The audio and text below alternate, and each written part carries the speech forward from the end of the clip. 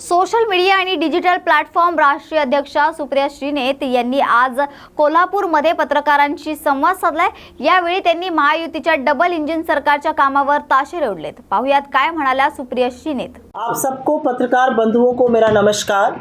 मंच पर बैठे हुए हमारे नेता श्री बंटी पाटिल जी, मेरी सहयोगी एआईसीसी की रुचिरा चतुर्वेदी जी, सिंह साहब, पुष्पराज जी, हमारे सारे वरिष्ठ कोलीग्स, आप सबको मेरा नमस्कार। जब आज चुनाव आया है तो आपके बीच आकर अपनी बात करना स्वाभाविक है, लेकिन कुछ भी कहने से पहले मैं सबसे पहले तो बंटी भाऊ ये ज़रूर कहना चाहती हूँ कि मैंने यहाँ पे घुसते हुए कहा था कांग्रेस के शेर, और उस पर मैं बरकरार हूँ। मुझे ऐसा लगता है कि कांग्रेस के देश भर में कुछ उभरते हुए चेहरों में से एक आपका चेहरा है, और आप जिस शिद्दत से कांग्रेस की मूल्यों को, कांग्रेस की भावनाओं को, कांग्रेस के उद्देश्य को आगे बढ़ाते हैं, हम सब आपके प्रशंसक ही नहीं, आपके प्रबल समर्थक हैं। और ऐसे ही आप कांग्रेस के ध्वज को और परचम को और लहराइए। हमारी शुभकामनाएं आपके साथ हैं। भाजपा की सरकार रही, फिर महायुति की सरकार आई, और फिर चुनाव आया। और जब चुनाव के मुहाने पर महाराष्ट्र आया तो हमको लगा कि बात होगी किसान की, बात होगी युवा की, बात होगी महिला की। छत्रपति शिवाजी महाराज के महाराष्ट्र में बात होगी शौर्य की, पराक्रम की। बातें क्या हो रही हैं? हर वो बात हो रही है जिससे महाराष्ट्र का कोई लेना देना नहीं है। और ये हम नहीं कह रहे हैं, ये सामने वालों के घटक दल वाले लोग कह रहे हैं कि ये सारी चीज़ें महाराष्ट्र में नहीं चलेंगी। मैं दावे के साथ इस मंच से एक बात को कह सकती हूं कि भारतीय जनता पार्टी और उनके घटक दल कोई भी चुनाव बिना हिंदू मुसलमान, बिना हिंदुस्तान पाकिस्तान किए नहीं लड़ सकते हैं। कोल्हापुर जो जगह अपनी अस्मिता के लिए, अपनी प्राइड के लिए, अपने सौहार्द के लिए जानी जाती है, यहाँ पर भी चिंगारी भड़काने की, आग लगाने की कोशिशें होती रही हैं, और ये सब बातें आप लोग जानते हैं। लेकिन कुछ बातें मैं आपके सामने कह देती हूँ जो देश ने देखी, जो महाराष्ट्र ने देखी। जिस छत्रपति शिवाजी महाराज को कोई हरा नहीं पाया, जिसका सिर किसी के आगे नहीं झुका, उस छत्रपति शिवाजी महाराज, हमारे हृदय सम्राट शिवाजी महाराज की जब हमने मूर्ति को ध्वस्त होते हुए देखा तो महाराष्ट्र का ही नहीं, पूरे देश का दिल दहला। और इसलिए दहला क्योंकि वो मूर्ति 8 महीने नहीं लग पाई जो 3 घटक दलों ने, भाजपा, शिंदे सेना और अजीत पवार गुट के करप्शन, उनके भ्रष्टाचार की बलिवेदी चढ़ गई। 70-80 साल से लगी मूर्तियां चल रही हैं। नेहरू की बात करते हैं, नेहरू की लगाई हुई मूर्ति प्रतापगढ़ में आज भी चल रही है। 8 महीने के अंदर शिवाजी की मूर्ति ध्वस्त हो जाती है और कोई उस पर कुछ नहीं कहता है। मोदी आते हैं और वहां पर माफी मांगने का ढोंग करते हैं। माफी मत मांगिए, आपसे पाप हुआ, ये गलती नहीं है। और देवेंद्र फडणवीस एक ऐसे मुख्यमंत्री रहे और अब उप मुख्यमंत्री रहे जिन्होंने माफी का एक शब्द नहीं बोला है। तो छत्रपति शिवाजी महाराज की मूर्ति का ध्वस्त होना हो, या अटल सेतु में जो बड़े बड़ी दरारें आई जिसमें पता चला कि कैसे इंफ्रास्ट्रक्चर में खूब पैसा लूट खसोट हुई है, वो सबकी आंखें खुली हैं। महाराष्ट्र अपनी अस्मिता के लिए, महाराष्ट्र अपने कारोबार के लिए, अपनी इंडस्ट्री के लिए नंबर 1, नंबर 2 पे रहता था।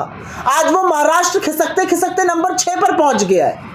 और ऐसा क्यों हुआ है? क्योंकि महाराष्ट्र में महायुति की सरकार की नाक के नीचे से बड़े बड़े प्रोजेक्ट गुजरात डाका डाल के ले जाए गए। और मैं बड़ी जिम्मेदारी से डाका शब्द का प्रयोग कर रही हूँ, चुरा कर नहीं लिए जाए गए, डाका डाला गया। ये प्रोजेक्ट महाराष्ट्र आए थे, इसमें टाटा एयरबस था, इसमें वेदांता फॉक्सकॉन था, इसमें बल्क ड्रग पार्क था, इसमें मेडिकल डिवाइस का पार्क था, और इससे करीब करीब 10 लाख युवाओं को रोजगार मिलता।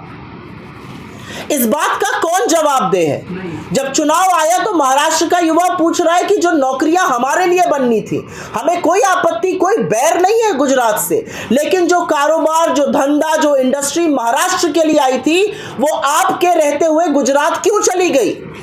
और कौन उसका जवाबदेह है? कौन उसका उत्तर देगा कि 9 लाख 10 लाख नौकरियां जो हमारे लिए बनती वो अब गुजरात चली गई हैं? कौन इस बात का जवाब देगा कि महाराष्ट्र जो छत्रपति शिवाजी महाराज की भूमि है, राजर्षि शाहू जी की भूमि है, फूले जी की भूमि है, अंबेडकर जी की भूमि है। उस महाराष्ट्र में सावित्रीबाई फूले और जीजाबाई के नाम से जो महाराष्ट्र जाना जाता है, वहां पर बदलापुर में छोटी छोटी बच्चियों का यौन शोषण होता है और बीजेपी आरोपी को बचाने पे लग जाती है। कौन नासिक में, कौन पुणे में जो लड़कियों के साथ हुआ उसका जवाब देगा? महाराष्ट्र से महिला क्रांति की शुरुआत हुई थी इस देश में, चाहे वो महिला शिक्षा की बात हो या महिला क्रांति की बात हो। महाराष्ट्र में जय भवानी जय शिवाजी कहा जाता है, वहां पर लड़कियों के साथ ये हुआ और पूरी महायुति की सरकार आरोपियों को बचाने में, स्कूल के प्रबंधन को बचाने में जुटी रही। ऐसा क्यों हुआ इस महाराष्ट्र में? महाराष्ट्र आज देश में नंबर 2 है महिला अपराध के खिलाफ। इसका जवाब कौन देगा? महिलाएं आपके नाक के नीचे असुरक्षित क्यों हुई? चुनाव के मुहाने पर जब देश आया है तो कुछ सवाल और पूछे जाएंगे और उसमें से एक सवाल गौतम अडानी को लेकर पूछा जाएगा। ये हम तो नहीं कह रहे। कल अजीत दादा पवार ने बोला, जब 2019 में अमित शाह बैठकर चुनी हुई सरकार गिरा रहे थे तो उस मीटिंग में गौतम अडानी थे। ये वही गौतम अडानी सरकार गिराने की मीटिंग में थे जिनको लाखों करोड़ों की जमीन कौड़ियों के दाम पर मुंबई में दी जा रही है। ये वही गौतम अडानी थे जिनको एयरपोर्ट देने के लिए अच्छा खासा एयरपोर्ट चलाने वाले के खिलाफ रेड करी गई, उसको डराया धमकाया गया, मुंबई का एयरपोर्ट उनको सौंप दिया गया, धारावी की जमीन उनको सौंपी जा रही है और वो बैठकर सत्ता पक्ष के साथ चुनी हुई सरकार गिरा रहे हैं। तो जब हम गौतम अडानी और नरेंद्र मोदी के रिश्तों पर सवाल उठाते हैं तो सवाल उठने जरूरी हैं, क्योंकि महाराष्ट्र की अस्मिता, महाराष्ट्र की जमीन, महाराष्ट्र की संसाधनों को एक आदमी को सौंपा जा रहा है। और कई बार मैं पढ़ती हूं, व्हाट्सएप पर आता है, मुझे अच्छा नहीं लगता ये पढ़ते हुए, 2 गुजराती बेच रहे हैं, 2 गुजराती खरीद रहे हैं। ये क्या बना के आपने इस देश को रख दिया है? महाराष्ट्र के टिकट, हमें इससे कोई मतलब नहीं है, हमारे टिकट बंटवारा महाराष्ट्र में बैठकर मीटिंग में हुआ।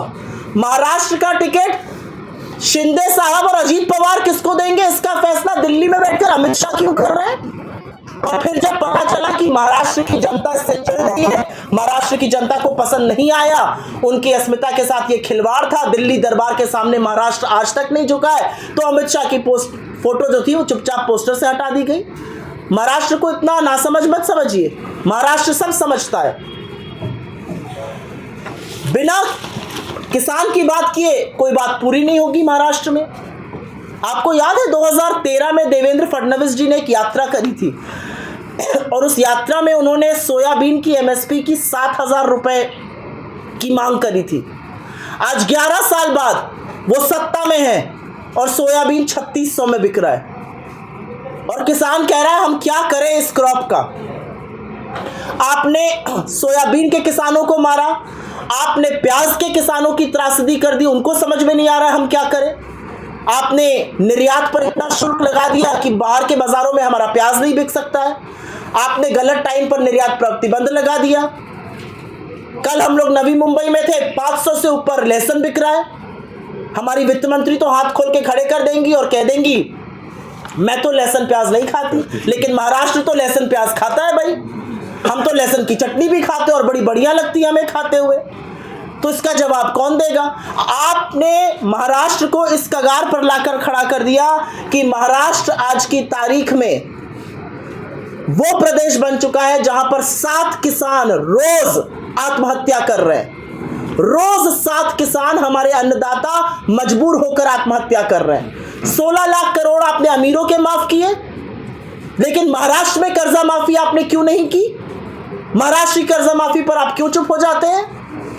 महाराष्ट्र में आपने इंश्योरेंस स्कीम लगाई, जब विपदा पड़ी किसानों पर, किसानों को पैसा नहीं मिला, प्राइवेट इंश्योरेंस कंपनियों को 8,000 करोड़ का फायदा हुआ। तो आप किसके लिए सरकार चला रहे हैं? ना किसान के लिए, ना युवा के लिए, ना महिला के लिए, ना कारोबारी के लिए। तो सरकार चल किसके लिए रही है महाराष्ट्र में? ये हम दो और हमारे दो की सरकार नहीं चल सकती है और महाराष्ट्र इसको जरूर नकारेगा। मैं महिला हूं और एक महिला होने के नाते इस मंच से एक बात जरूर कहना चाहती हूं। महिलाओं की असुरक्षा एक मामला है और महिला अस्मिता दूसरा मामला है।